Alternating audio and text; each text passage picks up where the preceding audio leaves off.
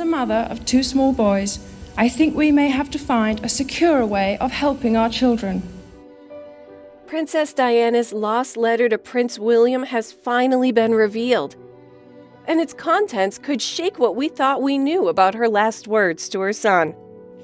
After decades in the shadows, this deeply personal correspondence has emerged. What lies inside? Stay with me because we are going to find out all the juicy details. I believe they are withholding some of the documents at the request of the British Secret Service. The letter was found among private estate documents belonging to a former aide of Diana. It wasn't cataloged in the official royal archives, and it remained unanswered for years. When archivists examined it, they tested the handwriting, ink, and paper style, all reportedly matching known samples from Diana's mid-1990s letters. Experts say the internal references to dates, events, and names fully align with William's childhood timeline. Nothing in the letter seems fabricated, though palace insiders have not confirmed or denied its authenticity. This find is definitely interesting, but it's also a bit of a hot topic. Yeah, I think stuff to do with family overwhelms me quite a bit. You know, worry or stress around family side of things, that does overwhelm me quite a bit. We will now open the letter carefully. It will be read in parts to allow for an analysis of the content and to examine the message Diana intended for her son. The letter begins, "My dearest William, I write this to you in moments when I feel the distance between us. That physical absence, yes, but more so the emotional one. I worry sometimes that my own struggles might overshadow your own growth. But I promise you, every day, every breath, my love remains constant." It's a mother's plea written from a place of tenderness and quiet fear. Diana wasn't just worried about losing touch with her son. She feared losing him to the very world that once consumed her. The royal family, with all its rules, restraint, and emotional coldness, had the power to shape William into someone she could barely recognize. Someone taught to suppress warmth for duty. Between her words, there's a quiet desperation, a hope that he'll hold on to the softness she nurtured in him, even as the crown tries to harden it. In that sense, this letter isn't just love, but also resistance, a mother's way of fighting for her son's heart before the system could take it from her. Me too, which I thought was quite sweet. This is the first time that the two of us have ever spoken about her as a mother.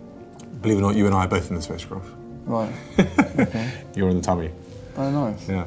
Next, she wrote, "Remember that strength does not always roar, and courage is not always bold.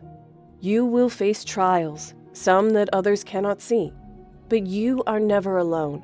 I carry you with me. If you ever feel I am failing you, I am sorry. But never doubt that every choice I have made has been guided by you, by your future, by your heart. You must forgive me as I forgive my own foibles." Diana's words carry a hidden message that shook the royal family. Beneath her gentle tone, she shows that real strength isn't about control or power, but about quietly enduring what others can't see. Diana had seen the palace from the inside. She had heard the whispers and seen fake smiles, and felt the loyalty that vanished the moment her back was turned. She knew how easily love could turn into a strategy behind those walls. Princess Anne was one of the few who saw her pain and respected her quiet courage, even if she never said it aloud. Princess Diana had already confided in others, like her butler, Paul Burrell, leaving him with messages that were about her fear of being silenced. Giving something to Anne, a woman known for her discretion and distance from royal gossip, would have been a careful, deliberate move. Not out of friendship, but out of trust that Anne would never betray her words to the press or the crown. But most others, they saw her heart as a weakness. They fed on her isolation, leaking stories and tightening the circle around her until she could barely breathe. So when Diana told William about unseen trials, she was really telling him, be careful. Not everyone who stands beside you is your friend.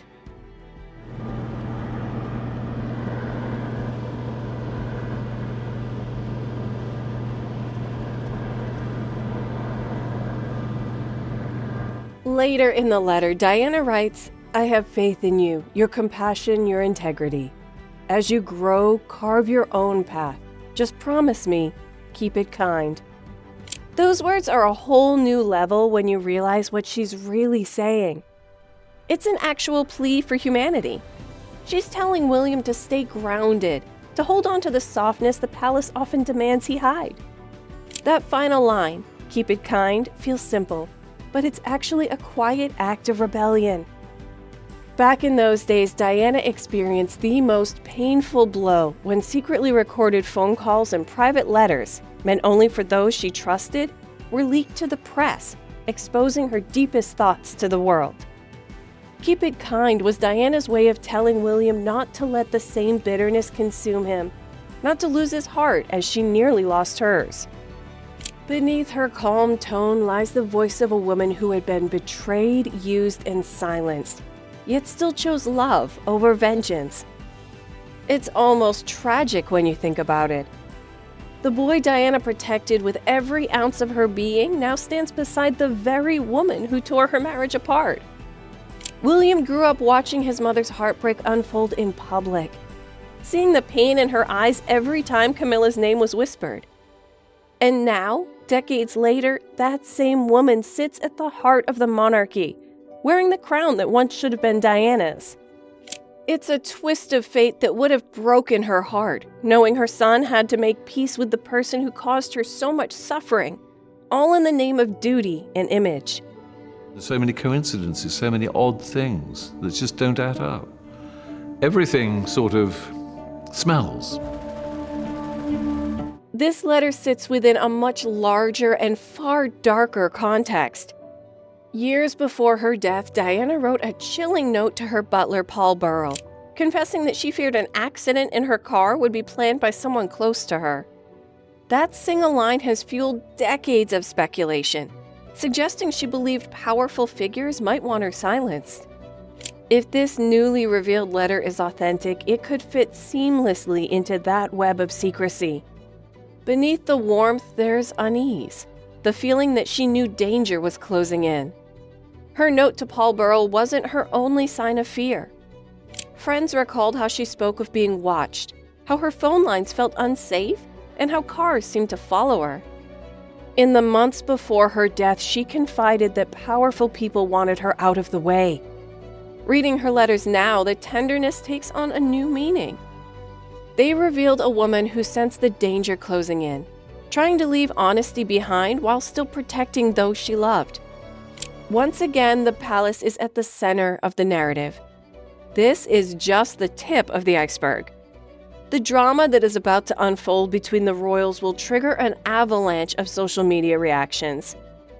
Within minutes, the public will take sides, and every expression or comment will be picked apart.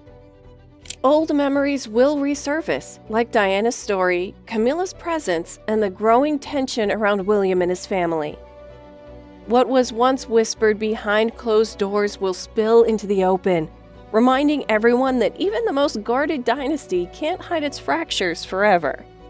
These letters, there's 32 of them that have come about from Princess Diana writing between 1995 and 1996 to a couple of friends of hers. It seems the palace just can't shake the grip of Princess Diana, even decades after her death.